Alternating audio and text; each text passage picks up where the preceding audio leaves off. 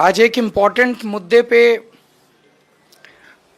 हम लोग press conference कर रहे हैं। कई सरकारी आवासों में, चाहे वो ऑफिसर्स के हैं, चाहे वो एमपीज के हैं, चाहे वो मंत्रियों के हैं, वहां पे उनके घर में काम करने वाले सर्वेंट्स जो हैं, मैं शब्द सर्वेंट्स इस्तेमाल कर रहा हूं समझाने के लिए, लेकिन मैं इसके आगे उनको स्टाफ बोलूंगा। वो जो उनके यहाँ काम करने वाले सर्वेंट्स हैं, जो उनके सर्वेंट क्वार्टर में रहते हैं, वो स्टाफ की ढेर सारी समस्याएं हैं। उन लोगों की एक यूनियन है जिसके आज जगमोहन जी आए हुए हैं और कई सारे और उनके पदाधिकारी आए हुए हैं। उन लोगों के जीवन में बहुत सारी समस्याएं हैं जिसका मैं एक एक करके, आप लोगों को जान के ताज्जुब होगा, किसी भी सरकारी अफसर, एमपी, मंत्री को जब बंगला दिया जाता है तो उसके साथ सर्वेंट क्वार्टर होता है। उस सर्वेंट क्वार्टर में वो उन लोगों को रखते हैं जो उनके घर में काम करते हैं। जो उनके घर में काम करते हैं, जाहिर तौर पे उनको तनख्वाह मिलनी चाहिए। आपको जान के ताज्जुब होगा कि 70 से 80% लोगों को तनख्वाह नहीं दी जाती, केवल उनको सर्वेंट क्वार्टर दे के कहते हैं कि तेरे को सर्वेंट क्वार्टर दे दिया, बस इसी बदले में तू फ्री में काम कर। और फ्री में वो काम करने के लिए एक तरह से बंधुआ मजदूर बन जाता है वो। दूसरा, कई अफसरों ने, एमपीज ने और मंत्रियों ने सर्वेंट क्वार्टर किराए पे चढ़ाए हुए हैं, जो कि एक क्रिमिनल ऑफेंस है। इसके लिए जेल हो सकती है।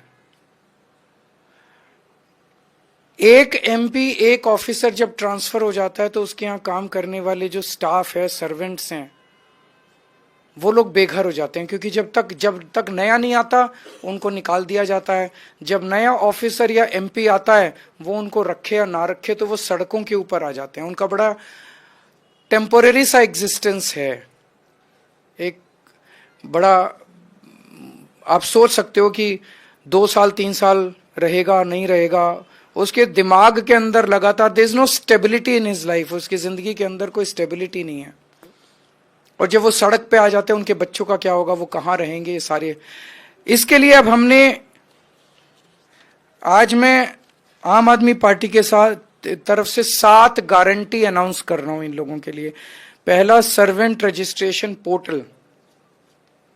तो जब कोई व्यक्ति को, स्टाफ को निकाल दिया जाता है, कोई नया आता है, नए वाला कोई और रखना चाहता है, उसे ये नहीं पता मैं किसे रखूं, तो एक पोर्टल होगा जिसमें जो लोग अपनी सर्विसेज अवेलेबल कराना चाहते हैं, मान लीजिए कोई खाली है, वो अपने आप को रजिस्टर कर लेंगे, और जो नए आए हैं और वो सर्वेंट या स्टाफ ढूंढ रहे हैं, वो अपने आप को रजिस्टर करके एक दूसरे से मैचिंग हो जाएगी कि जो खाली बंदा है वो उनकी लिस्ट हो जाएगी, जो काम देने के लिए स्टाफ को ढूंढ रहे हैं उनकी लिस्ट, और ये एक दूसरे से इनकी मैचिंग हो सकती है।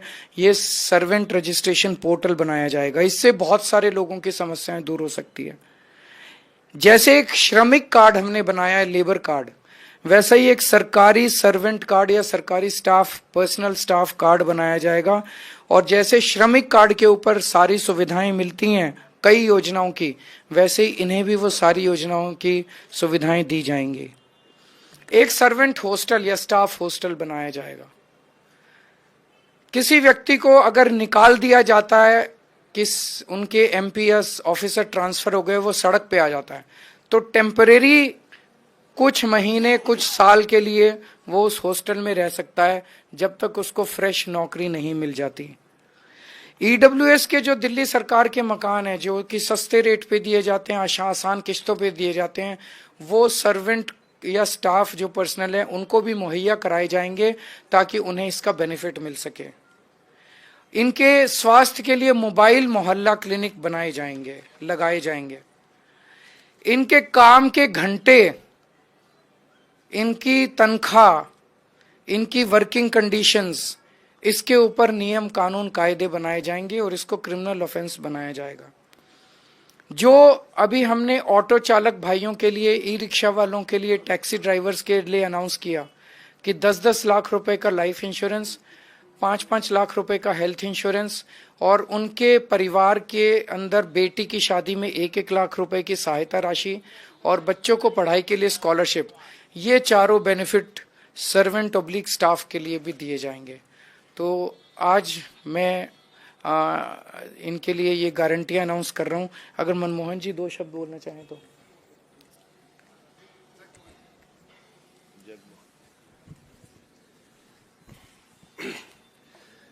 मैं सर का बहुत बहुत आभारी और धन्यवाद करता हूं कि एक यही है जो हमारे लिए इन्होंने इतना सोचा, हम लोगों की समस्या के बारे में सुना। मैं इसके लिए बहुत बहुत आभारी हूं सर आपका। हमारे 2 सांसद यहाँ मौजूद हैं, संजय सिंह जी और राघव चड्ढा जी। ये बड़े पुरजोर तरीके से इनकी आवाज को संसद के अंदर भी उठाएंगे और इसके बारे में केंद्र सरकार से भी बात करेंगे, बिकॉज मोस्टली ये लोग केंद्र सरकार के दायरे में आने वाले अफसरों और मंत्रियों के यहाँ काम करते हैं, तो उनके साथ भी इसको उठाएंगे। अगर संजय जी और राघव जी 2 शब्द बोलना चाहें। निश्चित रूप से मुझे याद है कि एक ऑल पार्टी मीटिंग में इन लोगों का मुद्दा उठा था, लेकिन उस पर कोई कार्रवाई नहीं हुई। संसद का सत्र शुरू हो रहा है, वहां पर मजबूती के साथ आम आदमी पार्टी का एक एक सांसद इनके मुद्दे को उठाएगा। मैं पूरी तरह से अरविंद जी की ओर से और पार्टी की ओर से इन लोगों को आश्वस्त करता हूं।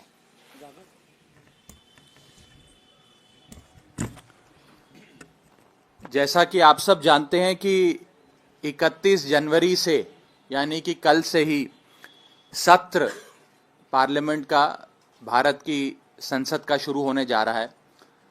जैसा कि हमारे राष्ट्रीय संयोजक, हमारे नेता आदरणीय अरविंद केजरीवाल जी ने इंस्ट्रक्शंस दी हैं, आम आदमी पार्टी का पूरा जो